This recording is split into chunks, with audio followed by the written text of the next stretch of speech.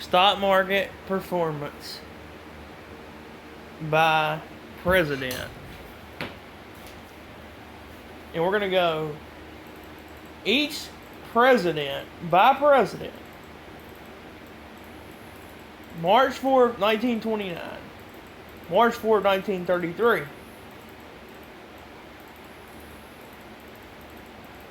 And his performance is abysmal. He occupies the bottom rung of a truly abysmal 77.1% cumulative loss and 30.8% annualized compound loss. You could actually kind of reckon that he had nothing to do with it, because the Republicans kind of messed it up in the 20s with no. His problem was he didn't stop it, but it was all that the money ran gambling wild, and they were putting too much crap on credit and stuff, and it was a boom. So, which happened after the Great War. But, anyways, after that, what he was responsible for was not trying to do anything to help it, and gassing a bunch of veterans, which was not really smart. And there were two future presidents who were there. They're generals, Ike and MacArthur. Which is a lot of respect for MacArthur because he gassed them. Ike did not like that. But anyway, aside from that, off of that, Hoover, the one interesting thing about this is that actually a lot of what Roosevelt signed was actually Rex Tugwell was part of Hoover stuff. Interesting, anyways. But next, I want FDR. This is one of my favorite presidents. No, actually, we're going to George W. Bush. Market performance was minus 5.6%. I never was fond of him. I mean, I personally liked him as a man, but a lot of his stuff I just not agree with him as a president. He's a good man, great man. National security's performance strong, but he dealt with a lot of shit, I guess, the Great Recession, but I did not like him as a president. And a lot of what happened was because, again, it was a lot that happened too. He had a lot of stocks and stuff. But the big thing with him was he blew up the budget, and Republicans were supposed to be great deficit controllers, but they spend like the devil too. Aside from that, though, he basically started the war in Iraq, which is not a smart gamble. Aside from that, though, giving fair all things honestly, you can say that he did have a lot going on in his presidency. Ooh, this is interesting. Next, Grover Cleveland, minus 4.9%. How much is going to be remembered about Grover Cleveland? It's about as memorable as thinking or seeing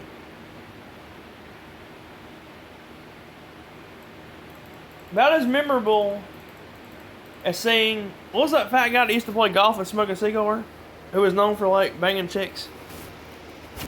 Oh, that John Daly guy. He used to be a memorable golfer. But Grover Cleveland was just a different story. He was known for a lot of like silver or something. He was a responsible president who had honest and fiscally sound administration that believed in free trade and sound money. But the panic of 1893 hit the banking system, led to a deep depression. I actually honestly think that guy, bro, is a good president, but whatever. Next, Richard Nixon. One of the more interesting people. Minus 3.9%. This is actually one of my fondest Republicans. The reason why, because he's a liberal Republican and that does not exist today. Nixon had stuff to help people. Raise minimum wage across the board. He did stuff to help. He started the war on cancer. Started OSHA to help protect us safe in restaurants. Started EPA. More liberal stuff was done in his administration and everything. He wanted to regulate gun control. He wanted to make it fine anybody for a hunting rifle. That's interesting. But I liked him because he did more stuff, honestly, to help people. People remember him as hating hating a couple of people, and hating Eastern Ivy Leaguers, even though he went to Dick Law School. But he actually was pretty damn smart. He was pretty smart about when he helped people. The bad thing was that he had high inflation.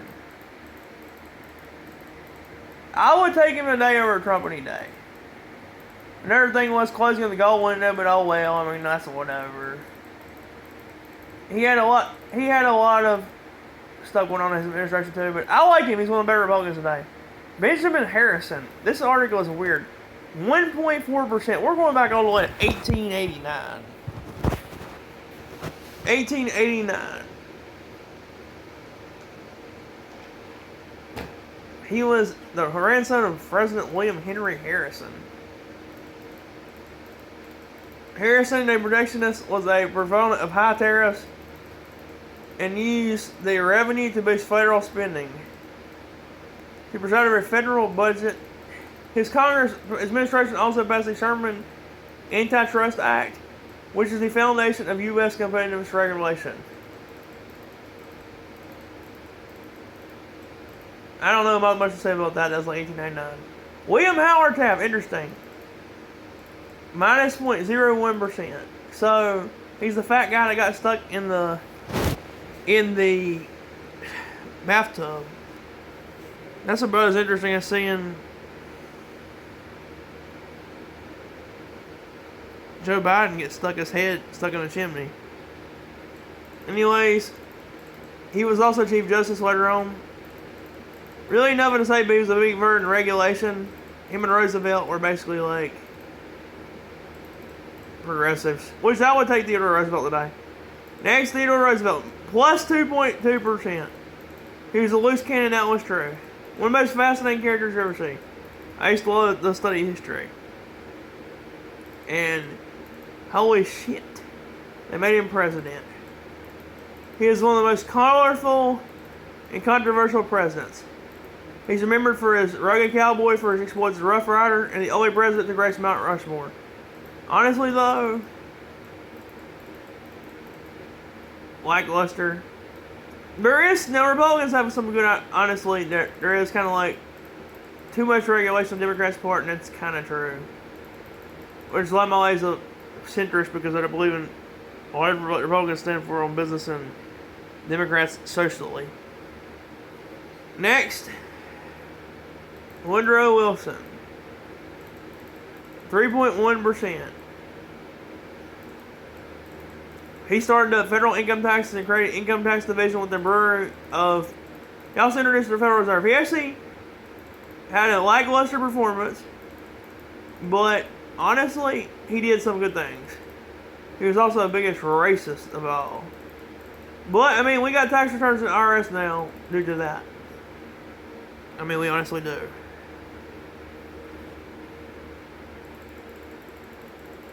Franklin Delano Roosevelt, 6.2%.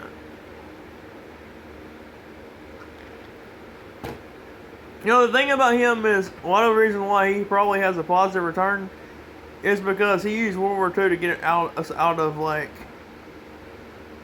the years of the Great Depression.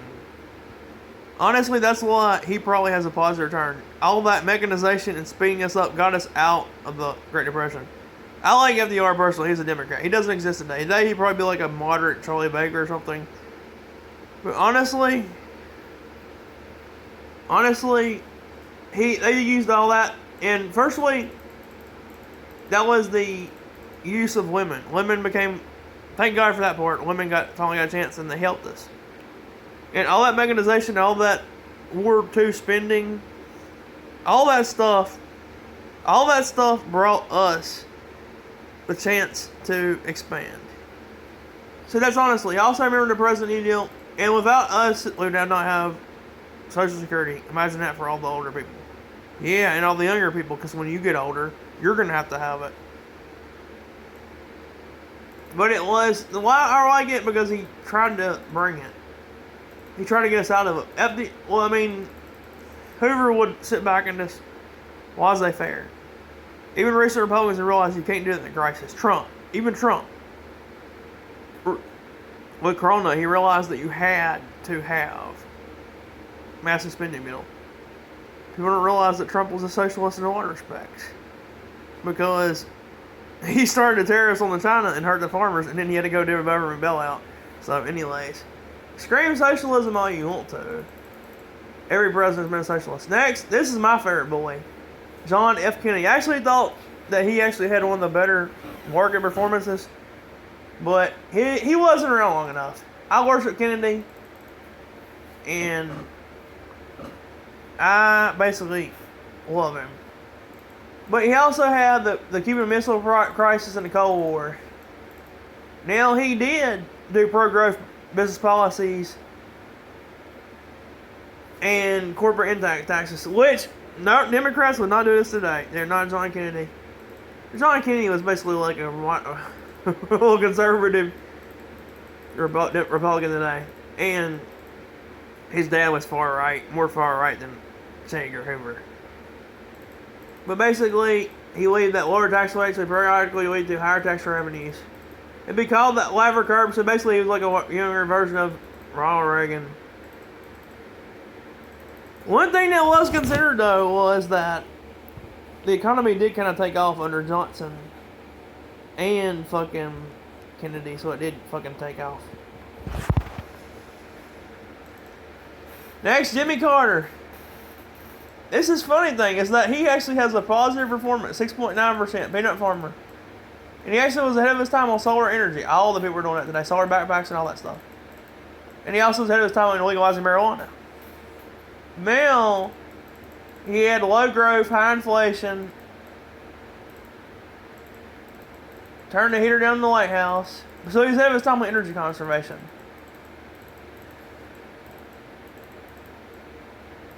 But his actually did pretty good, which is interesting. 6.9%. 6.9%.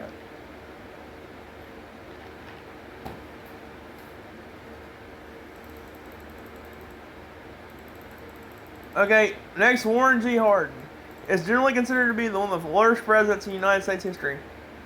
He has a 6.9% return. His presidency marked by scandal, Teapot Dome bribery scandal. He was also a philanderer. He had a mediocre stock market performance. Like anybody remembers him. Next, Lyndon B. Johnson. 7.7%. He has a good return. The reason he has a good return because he stole a lot of Kennedy's policies. The New Society, the Great Society, was stolen by Kennedy. And also, they started taking off after his... But he had one thing that Kennedy didn't. He could talk. He could also get things done. Legislative abilities. But he also had the Vietnam War. He did have Medicaid and Medicare, so a lot of African American people can thank him for that. Still, 7.7%. Next, Harry Truman. This is interesting. I did not know the stock market was good that year. 8.1%. He had Nagasaki, Hiroshima, the atomic bomb. And he also had the Cold War.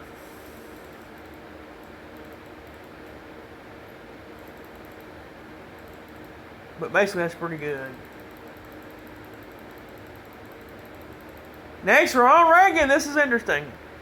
10.2%. 10.2%.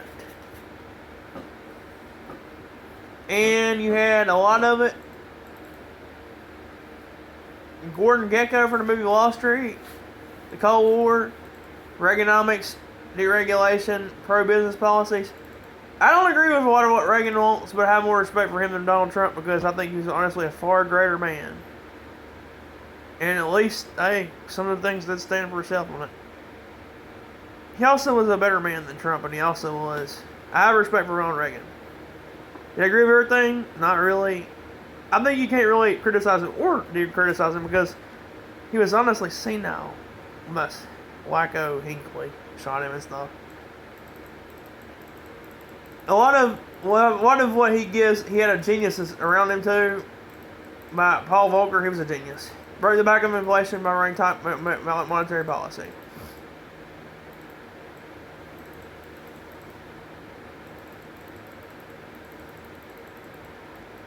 Next, Gerald Ford, 10.8%.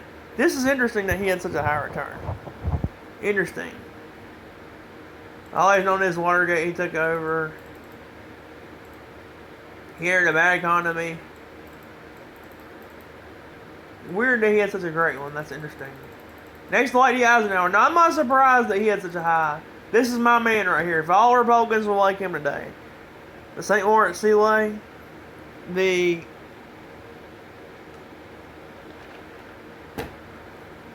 New Deal Highway Project. He was not the average Republican today. He would not be elected. He'd be a moderate Republican. He had the highest tax rates on Republicans at 93% of the highest income taxes. He taxed the rich. That would not fly today in the Republican Party. In fact, his granddaughter left the Republican Party when Obama ran for president. So, that tells you something. But then again today, he had a 10.9%. 1950s were a prosperous time. At the same time, it was a golden age.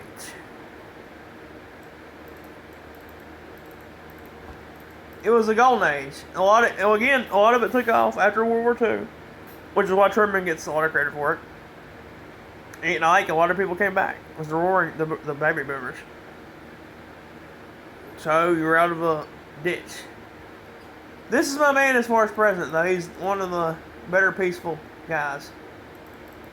Next, George H.W. Bush. This is really interesting. We know who he rode the coattails of. Ronald Reagan, George H.W. Bush. Actually, I would take George H.W. Bush today. I know a guy I used to eat with who liked him. And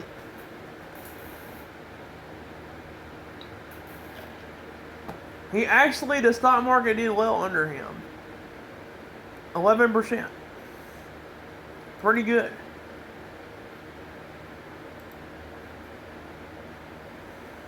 %. I did not know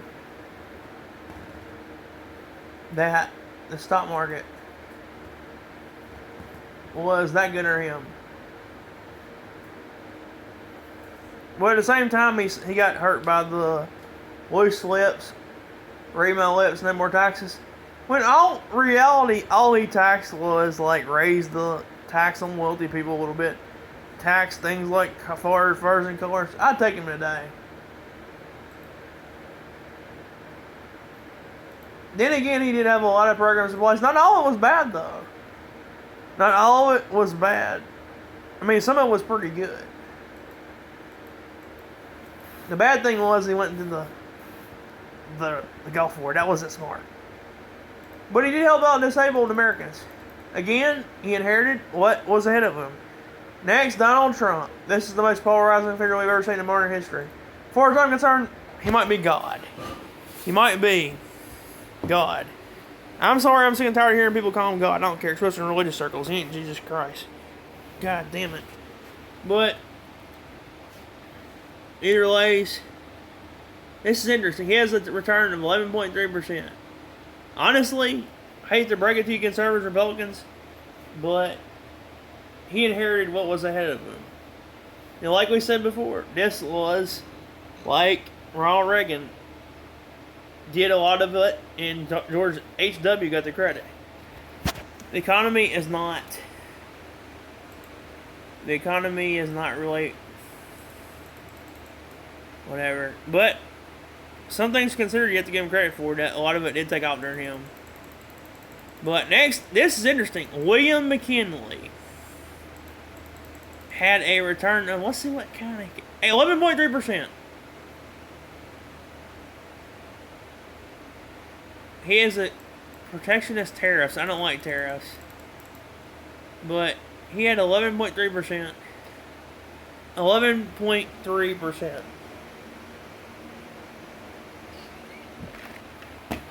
11.3%.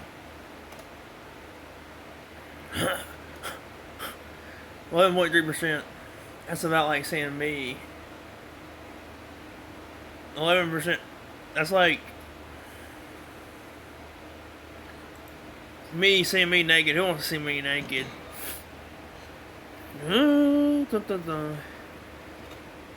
I don't know. There's a lot of obsessive girls out there. I don't know why they're so obsessed with a guy who drinks. Not really. I don't ever talk about what I do in public. It's just not worth it. If I was just as good looking as one of those like golf stars, yeah, all the girls want me going that guy. But anyways, holy shit, damn, man, I'm going up next. I'm trying to go see next. Unfortunately for him, he got assassinated. Shit, come on next, go on next. I'm trying to see this. I'm trying to go up next.